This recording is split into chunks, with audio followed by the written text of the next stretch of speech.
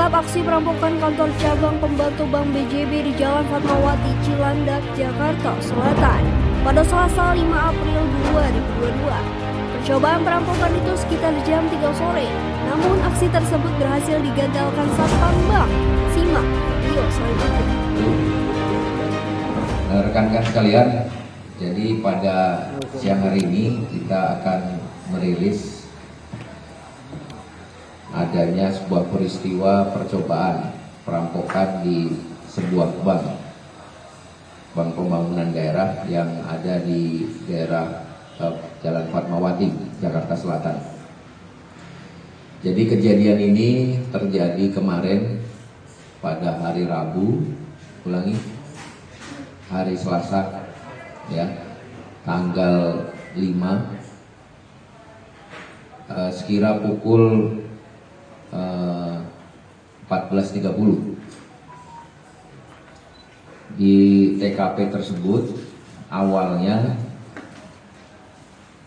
tersangka memasuki bank daerah pembangunan daerah tersebut, kemudian setelah masuk ke dalam bank menodongkan senjata yang menyerupai senjata api, ditodongkan kepada staf maupun tenaga karyawan yang ada di bank tersebut dengan ancaman untuk tiarap dan untuk menuruti apa yang menjadi keinginan dari pelaku ini. Namun salah seorang security yang saat itu bertugas atas nama F tidak mau tiarap, sehingga tersangka ini kemudian marah dan menembakkan senjata yang dia bawa, dan ternyata dari letusan maupun akibat yang ditimbulkan dari senjata tersebut ternyata bukan senjata api, sehingga disitulah timbul keberanian Satpam atas nama F ini untuk kemudian melakukan perlawanan terhadap tersangka. Dan pada saat itu juga kemudian terjadi pergumulan, dan kemudian sebagian karyawan ataupun orang-orang yang ada di bank tersebut keluar dan berteriak minta tolong. Dan pada saat itu juga kebetulan ada patroli kami dari Polsek Cilandak yang sedang melaksanakan patroli di seputaran Jalan Fatmawati. Karena melihat orang berhamburan dan ada permintaan tolong, kemudian secara refleks anggota segera turun dari mobil patroli dan langsung menuju ke TKP, dan disitulah kemudian bersama dengan saksi F tadi melakukan penangkapan terhadap tersangka yang saat itu sedang berada dan sedang ada pergumulan dengan saksi F ini. Dari peristiwa tersebut kemudian kami melakukan penangkapan dan kemudian melakukan penggeledahan. Dari penggeledahan yang kami lakukan, kami menemukan beberapa barang bukti, ya. Selain tadi senjata yang menyerupai senjata asli, senjata api, dan ternyata airsoft gun, kami juga menemukan pisau lipat.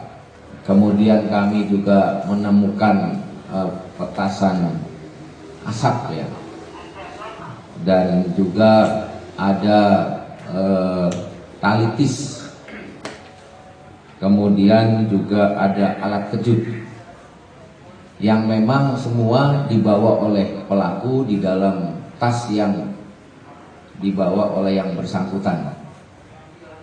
Dari hasil pemeriksaan yang kami lakukan terhadap pelaku, diduga bahwa pelaku ini memang melakukan tindak pidana tersebut motifnya karena ekonomi. Jadi yang bersangkutan sebenarnya dari latar belakangnya, yang bersangkutan adalah pegawai di salah satu bank swasta. Posisinya cukup bagus sebenarnya, staf HRD, dan kalau dilihat dari penghasilan atau gajinya itu juga sudah cukup besar. kalau nggak salah 60 juta per bulan. Namun karena terlilit hutang, di mana di hari Jumat nanti itu sudah jatuh tempo hutangnya dan yang bersangkutan harus membayar hutangnya dan terus dikejar-kejar oleh orang yang meminjamin hutangnya, sehingga dia timbul pikiran nekat untuk melakukan kejahatan. Dan apa yang dia lakukan memang sudah dilakukan survei di pagi harinya, di mana di daerah tersebut memang ada beberapa bank selain pembangunan daerah ini. Ada beberapa bank lain, namun kemudian tersangka menentukan bank pembangunan daerah ini karena melihat bahwa bank ini cukup sepi, sehingga bisa tersangka ini menganggap leluasa untuk melaksanakan aksinya.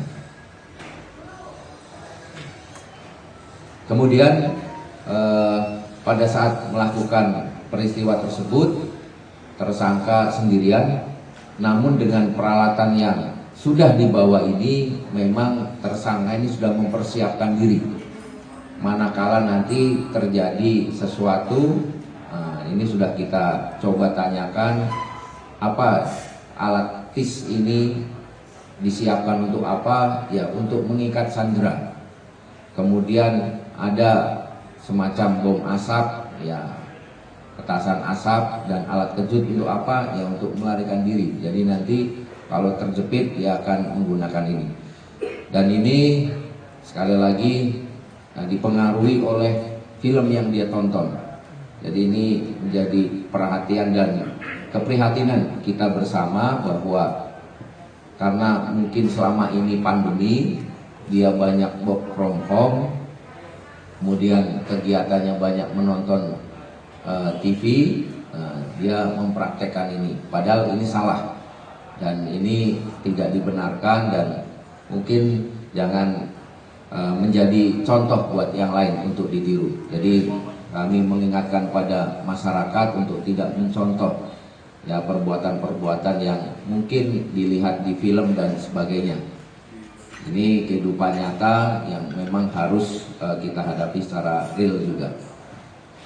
Terhadap tersangka kami kenakan pasal berlapis, yaitu percobaan perampokan, yaitu pasal 365 junto 53, dan juga undang-undang darurat, karena ada padanya juga terdapat senjata tajam yang memang dipergunakan, dipersiapkan untuk nanti manakala ada kondisi-kondisi yang darurat.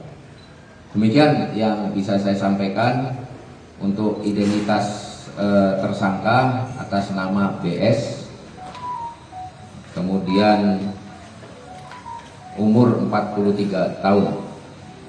Demikian yang bisa kami sampaikan. Ada yang mau ditanyakan?